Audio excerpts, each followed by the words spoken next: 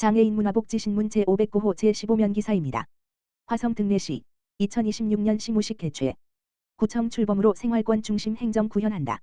화성 등례시 시장 정명근 가 2일 시청 대강당에서 2026년 시무식을 열고 병오년 새해를 맞이하는 새해 비전을 밝혔다. 정명근 화성 등례시장은 신년사에서 올해는 등례시 출범에 이어 내개 구청 체제가 본격적으로 시작되는 역사적 전환점의 해라며 행정의 기준을 시민의 체감에 두고 더 가까운 곳에서 더 빠르게 해결하는 생활권 중심 행정을 구현하겠다고 밝혔다. 또한 AI는 이제 기술의 영역을 넘어 국가와 기업, 도시의 미래를 좌우하는 핵심 자산이라며 가장 먼저 AI가 일상에서 실현되는 도시를 구현해 나가겠다고 말했다. 이어 화성 등례시는 인구 154만을 넘어 200만 시대로 나아가는 다음 단계를 준비해야 한다. 도시의 성장은 삶의 기반이 함께 갖춰질 때 의미가 있다며 민생경제 회복과 교통 인프라 확충, 전생의 통합 돌봄 강화로 시민의 일상이 안정되는 도시를 만들겠다고 강조했다. 아울러 정 시장은 시민들이 정한 올해의 사자성어로 정출지일, 을 발표하며 솟아오르는 태양의 강성한 기운처럼 106만 시민 모두와 함께 힘차게 도약할 수 있는 빛나는 미래가 다가올 수 있는 시정을 펼치겠다고 밝혔다. 차별 없는 동행. 하남시가 새롭게 쓴 2025년 장애인 복지 리포트. 시의 품격은 가장 약한 곳을 어떻게 보듬느냐에 따라 결정된다. 2025년 하남시는 단순히 예산을 지원하는 형식적 행정을 넘어 장애인과 비장애인이 함께 호흡하는 따뜻한 동행의 가치를 실현하며 대한민국 복지 행정의 새로운 이정표를 세웠다. 하남시는 26일 올 한 해 장애인 복지 분야에서 거둔 주요 성과를 발표했다. 이번 성과는 돌봄의 사각지대를 없애고 시민들의 혈세가 낭비되지 않도록 시스템을 정비하며 장애인 가족의 아픔까지 어루만지는 등 양적 성장과 질적 성숙을 동시에 이뤄냈다는 점에서 그 의미가 남다르다. 소중한 세금, 꼭 필요한 곳에 현장이 바꾼 기적, 부정수급 87.5% 뚝. 복지 예산은 마르지 않는 셈이 아니라 시민들의 땀방울이 모인 소중한 자원이다. 하남시는 장애인 복지 예산의 절반을 차지하는 장애인 활동 지원 사업의 투명성을 확보하기 위해 기본부터 바로잡는 전공법을 택했다. 단순히 감시하고 처벌하는 방식이 아니었다. 시청 담당 팀장이 직접 현장을 누비며 활동 지원사들에게 올바른 예산 사용법과 윤리의식을 심어주는 소통형 교육으로 해법을 찾았다. 이러한 진정성은 통했다. 지난해 48건에 달해 골머리를 앓던 부정수급 사례는 올해 단 6건으로 급감했다. 무려 87.5%라는 경이적인 감소율이다. 이는 교육의 부재로부터 발생하여 낭비되는 세금을 막아내고 그 재원을 통해 더 많은 장애인에게 실질적인 혜택이 돌아가게 만들었다는 점에서 건전 재정의 모범 사례로 꼽힌다. 가족의 눈물 닦아주다. 최중증 돌봄과 전국이 주목한 안심보험. 가족조차 감당하기 힘든 고통을 하남시가 함께 짊어졌다.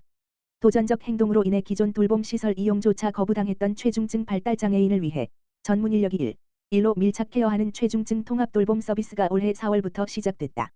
갈 곳 없던 장애인에게는 쉼터를, 스문의 시간 돌봄에 지친 가족들에게는 평범한 일상을 선물한 것이다. 시는 현재 한 개소인 제공기관을 내년에는 추가 지정하여 서비스의 문을 더 넓힐 계획이다. 이동권 보장에도 섬세함이 돋보였다. 장애인에게 전동 휠체어는 단순한 기계가 아닌 발밑. 하지만 사고 시 발생하는 배상 문제로 외출을 거리는 경우가 많았다. 이에 하남시는 운행 중 사고 발생 시 제3자 배상 책임을 지원하는 장애인 동행안심보험을 전격 도입했다. 이 제도는 장애인들이 마음 놓고 세상 밖으로 나올 수 있는 안전장치가 되었으며 광주광역시 서구와 경북 울주군 등 전국의 지자체들이 앞다투어 벤치마킹을 요청할 만큼 선도적인 정책으로 평가받고 있다. 장애인 정책으로 장관상 수상. 행정안전부가 인정한 하남의 혁신. 하남시의 따뜻한 시선은 장애인 당사자를 넘어 그간 정책의 사각지대에 놓여있던 가족들의 아픔까지 깊숙이 파고들었다. 올해 행정안전부 장관상을 거머쥔 단단한 하남 정서연대 프로젝트 이하 단하남은 바로 그 결실이다. 하남시 장애인 가족지원센터와 협업한 이 프로젝트는 장애인 자녀를 둔 아버지의 남모를 무게와 비장애 형제자매가 겪는 상대적 소외감에 주목했다는 점에서 심사위원들의 높은 평가를 받았다. 수많은 공공서비스 디자인 과제들 틈에서 장애인 관련 정책이 최종 라운드에 진출해 장관상까지 수상한 것은 매우 이례적인 성과로 꼽힌다. 이는 중앙정부가 하남시의 복지 행정을 가장 인간적이면서도 창의적인 모델로 공식 인정한 쾌거라 할 수 있다. 무엇보다 단하남은 탁상행정과는 거리가 멀다. 시민 인터뷰와 워크숍을 통해 현장의 생생한 목소리를 정책에 녹여냈고 스타필드 하남의 후원과 관내 특수학교와의 협력을 이끌어내며 지속 가능한 민관학 협치의 모범 답안을 제시했다는 평이다. 차별 없는 도시, 문화가 되다. 시민 1220명이 함께한 인식 개선. 복지의 완성은 시민들의 마음에 있다. 하남시는 법정 의무 교육에 갇혀있던 장애인식 개선 교육의 문을 활짝 열었다. 공무원뿐만 아니라 통장단, 주민자치위원 등 지역의 리더들과 일반 시민 1220여 명이 교육에 동참했다. 특히 돋보이는 점은 찾아가는 행정과 예산 절감이다. 시는 별도의 예산 편성 없이 하남시 장애인 복지관과 협업하여 7월부터 10월까지 14개 동의 유관단체 회원 475명을 직접 찾아가 교육을 진행했다. 이러한 노력 덕분에 장애는 틀린 것이 아니라 다른 것이라는 공감대가 지역 사회 곳곳에 스며들었고 하남시는 진정한 의미의 무장애 도시, 베리어 프리로 나아가는 정신적 토대를 마련했다. 도비 2억 확보해 만든 새 보금자리 9. 보훈회관의 재탄생. 하남시의 노력은 공간 혁신, 하드웨어로도 이어졌다. 하남시는 경기도 특별조정교부금 2억 원을 확보, 시비 부담을 줄이면서 넓고 협소했던 9. 보훈회관과 다목적 복지회관을 장애인 맞춤형 공간으로 전면 리모델링했다. 지난 10월 100여 명의 장애인과 함께 축하 소개문을 연 이 새로운 보금자리에는 장애인 건강센터와 어르신들을 위한 장애 어르신 쉼마루 등 특화 시설이 들어섰다. 단순한 건물이 아니라 장애인들이 건강을 챙기고 편안하게 쉴 수 있는 진정한 치유의 공간이 탄생한 것이다. 이현재 하남시장은 2025년은 하남시 장애인 복지가 시스템과 하드웨어, 그리고 시민의식까지 3박자를 갖추며 비약적으로 도약한 해라고 평가하며 앞으로도 단 한 명의 시민도 소외되지 않는 사람의 온기가 흐르는 살고 싶은 도시 하남을 만드는 데 모든 행정력을 집중하겠다고 힘주어 말했다. 화성 특례시 복지관장 간담회 개최. 현장 중심 복지 운영 방안 논의.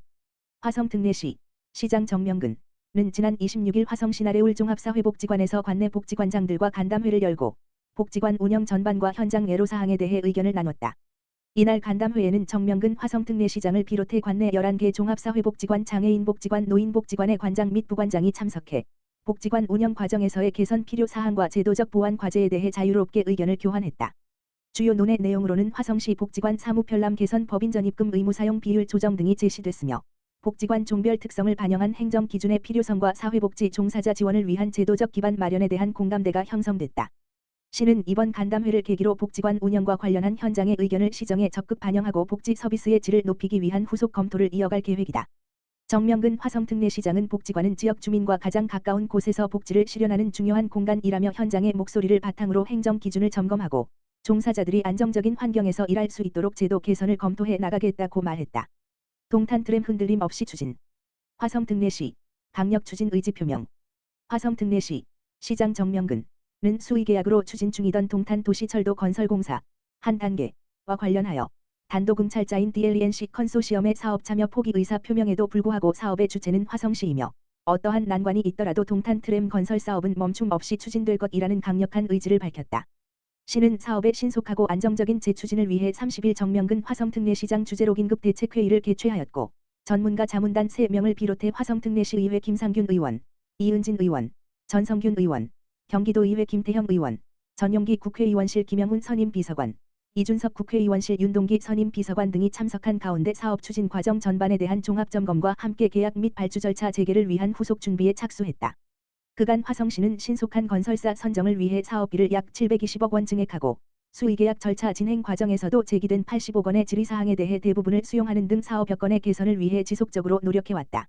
이후 DLENC 컨소시엄은 공정계획 및 사업 수행 여건 등을 종합적으로 검토한 결과 참여 포기 의사를 밝힘에 따라 시는 수의계약 절차를 종료하고 신속한 사업 재추진을 위해 긴급대책회의 분야별 전문가 자문회의 관계부서 실무회의 등을 즉시 시행하여 입찰 방식을 포함한 사업 추진 방안에 대하여 충분한 검토를 거쳐 신속히 사업을 재개할 계획이다. 특히 수의계약 종료 직후 개최된 긴급대책회의에서는 그간의 추진 경과를 종합적으로 정리하는 한편 신속한 재공고를 통한 대체 건설사 확보 사업성 및 공사 여건 재검토를 통한 참여 유인책 마련 경기도 및 국토교통부 등 관계기관과의 긴밀한 협력을 통한 사업비 확보 방안 및 행정 절차 단축 등을 종합적으로 검토했다. 화성시는 이러한 논의를 바탕으로 1월 중 신규 발주를 목표로 사업 재개와 조기 추진에 행정 역량을 집중할 방침이다. 정명근 화성특례시장은 동탄 트램은 단순한 교통수단을 넘어 화성시의 미래를 잇는 핵심 동력이며 시민들과 맺은 굳건한 약속이라며 특정 건설사의 이탈이 사업 자체의 무산이나 장기 표류를 의미하지 않는다. 화성시는 모든 행정 역량을 결집해 동탄 트램을 반드시 적기에 완공하여 시민들께 돌려드리겠다고 강조했다. 한편 화성시는 조속한 시일 내에 구체적인 후속 대책과 향후 추진 일정, 입찰 방식 등을 정리하여 시민들에게 투명하게 공개하고 최적의 사업 추진 방안을 마련할 계획이다.